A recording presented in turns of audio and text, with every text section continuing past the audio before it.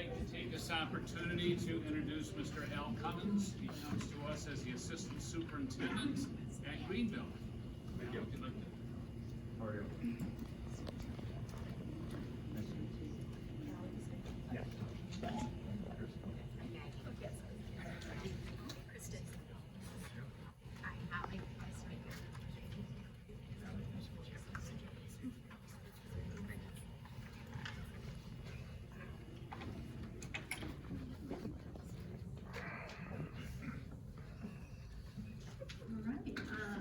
On behalf of the Board of Education, I'd like to welcome you to Forest Hills Public Schools. I appreciate your patience. I know we're running about 10 minutes behind schedule, but I think that's not too bad.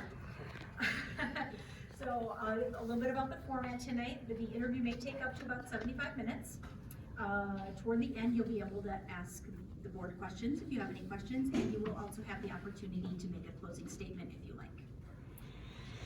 With that, I have an opening statement, which is choosing our next superintendent is a responsibility of critical importance for this board. We know that being the superintendent of a K-12 public school is an enormous and unique job. We need to find the right person for this moment and for the future to lead our district. We are ready and excited to learn as much about you as we can during this interview process. And the board has also appreciated the input of staff and community and everybody that has been involved so far. And with that being said, I will lead off with the very first question. We've all had the opportunity to look over your application materials. Those in the audience have not. So could you please briefly review your background and share what causes you to be interested in this position at this point in your career? Thank you. Well, first of all, thank you for allowing me to be here tonight. The role of the board is huge. You guys spend a lot of time and energy in public education, so first of all, thank you. And then it's an honor to be here. You guys have some great candidates, and it's an honor to be one of them. So I appreciate that. My background, I actually grew up in Eastern Oregon, in a small town in Eastern Oregon, which is very unique. And moved to Michigan when I was in high school, went to Calvin College. From there, after graduation, took a job at Tri-County area schools, and was afforded the opportunity to teach at the elementary school. And while I was teaching at the elementary school, the principal encouraged me to look at leadership. And that's how my path to leadership began, was through his encouragement. And so when he was gone, I began subbing in the building, like many principals do. And at the time, I was really into coaching and enjoying that. Opportunity came to high school, to go to the high school. So I went on to the high school and taught at the high school for 4 years, after 7 years at the elementary school. And the elementary I was at, Tri-County, opened up, and they offered me the principal position there at the K-3 building. So I went back and was the principal, and it was actually very fortunate. The staff really wanted me to come back, encouraged me to come back as the principal. I did that for 2 years. We were a school, of the schools in the elementaries in our district, we were one of the lower performing, and in 2 years, we had changed that around, and we were one of the higher performing. At that time, I was sitting on the interview committee, much like you are, to become to interview curriculum directors. And as we were going through, we got done, and many of the staff were like, we're not sure. And I began asking questions and answering questions, and a colleague of mine said, why don't you just be the curriculum director? And so I became the curriculum director. So that's how I moved into central office. As I was doing that, our superintendent decided to retire, and the board asked me to move into superintendency. I spent 12 and a half years at Tri-County as a superintendent. It was a great opportunity to help bring our district together. We have 8 small communities, and so we had to understand what it looked like to be Tri-County versus all the separate communities that were there. In the meantime, the board and myself worked on a vision of really doing something the board had wanted to do since the inception of Tri-County, and that was to build a central campus. And so we were able to pass a bond and build a new elementary school that brought our elementary schools together and complete that project of a central campus. Outside of, we have early childhood left in the admin building to get there, but that's an opportunity. So how I got here today, really brief. My wife is excellent employee. She's working for GSK. We were looking to move to North Carolina. Through happenings that did not occur, and I had announced my retirement to Tri-County because we were going to be moving to North Carolina for her work. And through that opportunity, things changed, obviously. The board was already in process of a search, and at that time, I had a few phone calls. I was told, once you look at retirement, you're gonna get a lot of calls. And so I did. I had a few calls to consult. I work with the university on a project that I'm working with them on called Roadmaps. It's a curriculum project. At the same time, Greenville Public Schools was looking for a new curriculum director. When they were not able to find it, the superintendent there called me and said, would you please come over? And I said, let me think about it, and looked at different things. And he said, can I take you to lunch? Once you're taken to lunch, it's over, right? So we went to lunch, had a great conversation.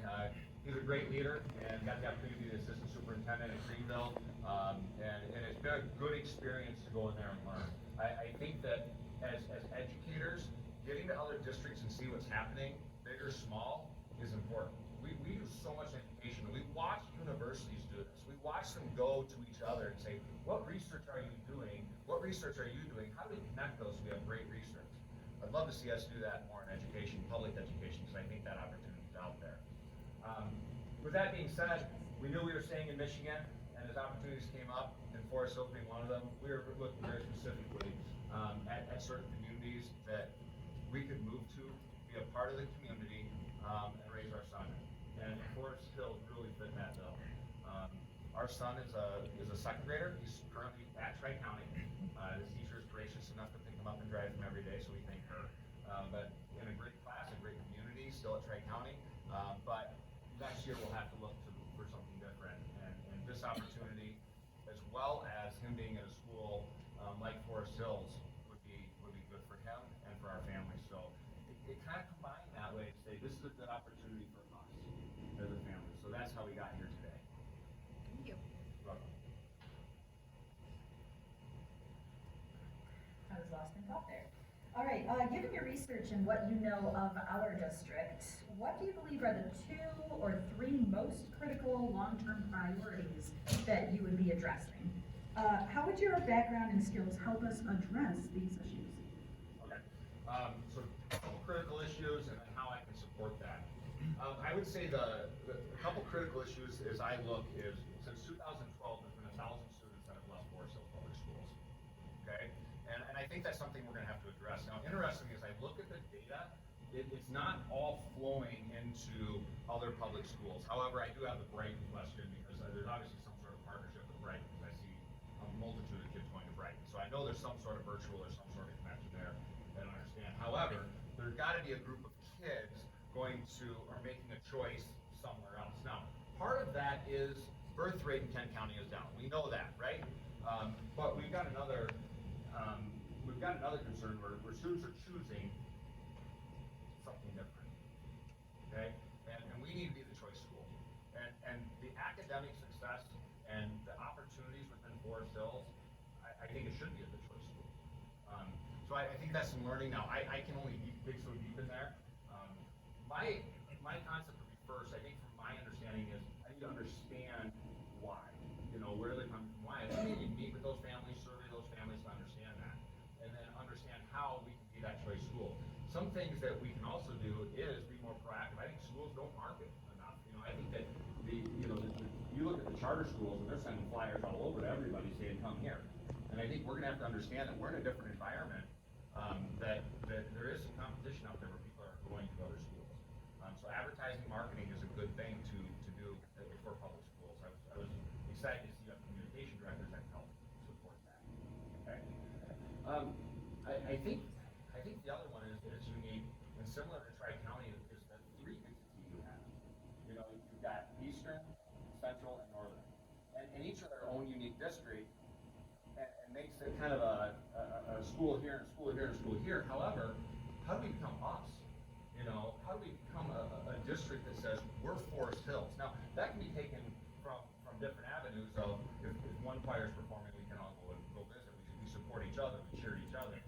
But also I think curriculum and instruction wise, I can see where there's certain opportunities at different schools that may not be available at other schools. So how do we align that and get some of our systems, our processes, where if you go to Forest Hills, we know you get the Forest Hills education and we have some similar opportunities in within each building. I think my experience in Tri-County being a curriculum director and now Greenville being a curriculum director can help support aligning that. The great news is you guys have some curriculum department that'd be great to collaborate with and build that culture of workforce skills, you know, and have that us mentality. If you read Simon Sinek, you have the me, we, us. You know, how do we move to that us mentality as force skills?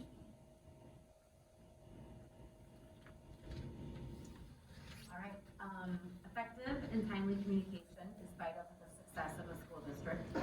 Please describe the type of communication students, staff, and parents should expect to receive from you. Yeah, that's such a big question in public schools. If you don't mind, there's kind of this idea that you've got to be, you know, transparent on everything, and there's some truth to that, but we also understand when and how we have to communicate as well. You know, it's kind of like the three bears. You know, it's too cold, it's too hot. How do you get it's just right? Okay, and that can be tough. If we do too much and we overstay, I've seen it go quickly to a poor situation because, you know, more assumptions are made. If there's too little, you have the same thing. More assumptions are made. So we've got to find that just right. I think that my years of experience, I've kind of learned what to say and how to say it. And the other one with that is if we have to say a little, we make sure we say, please look for follow-up. Okay? So that and then we follow through on that. Okay? Because that's the key is at this time we can share, please look for. Now there's other things we have to look at too with social media communication because that's going to go to a broad group. Okay? And when we get to that broad group, we want to spread it. And those are things, you know, good news, great news, you know, positive shout outs. Or sometimes we got to get to our parents and say, hey, we got an important email to send, please go look at it. But we want that to go directly to the people that we're talking to, and that's our parents or our community for a specific matter. We have to watch tone too, okay? So I will say my channels of communication have been different. Sometimes video. Video is incredibly powerful now because it is the avenue that most of our parents, especially our young parents, are using as video. So sometimes we have to do video because they'll watch a video. If you send an email, they don't read it, okay? If we do create an email, we've got to make sure we're looking at the tone of the reader, okay? So often when I do use or have an email I'm going to send out to parents, you know, I'm going to look at that and have a parent read it and say, how did you read this? Okay? Because often we have parents that are teachers in our community that work in the offices that can read that and get that back. Okay? I think it's very important to have communication with staff and making sure that they understand where we're going and what we're doing. Okay? Staff need to know that. If they're wondering, again, we make assumptions, and sometimes we don't make the positive assumption, right? So I think it's important that we have regular communication with staff. Currently, what we do is we do communications on Paycheck Fridays, you know, so that they know that there's something coming from the different department heads to the staff about important things happening. And then it's very consistent as well, communication to our staff. And I've also done staff collaboration, you know, emails with the board president or something like that, saying here's where we're working on together to show that we're working on it together. So I think that shows that collaborative approach too. That if you do it with staff, sometimes that can be important. With students, I do think they need to hear from our leadership, okay? And they need to hear what's happening. More with students, I've done two things. One is I've brought groups in as conversation pieces with groups, kind of like, talk to me. What are you guys hearing? What are you seeing? What do you know, and having that piece of communication and having them move out. Now, at Forest Hills, there's a little more population. Bringing 3 groups together may be tougher, but I still think the opportunity to work with kids and get to two-way communication is important to hear. What are you seeing? What are you hearing that I need to understand as we continue to work with the greater community?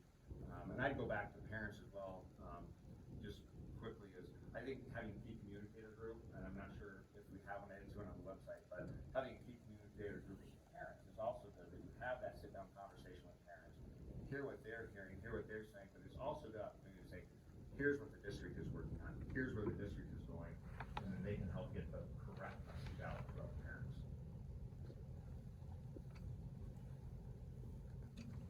Excellent, thanks.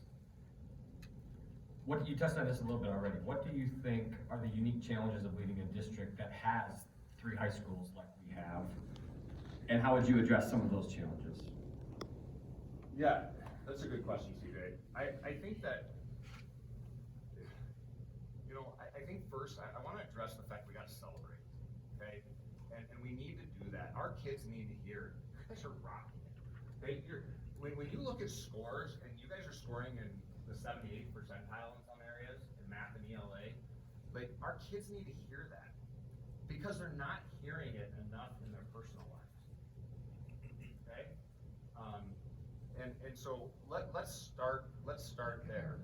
I also think it's important, like I said, to bring kids in and let's hear from them. What do they see? Where do they want to go?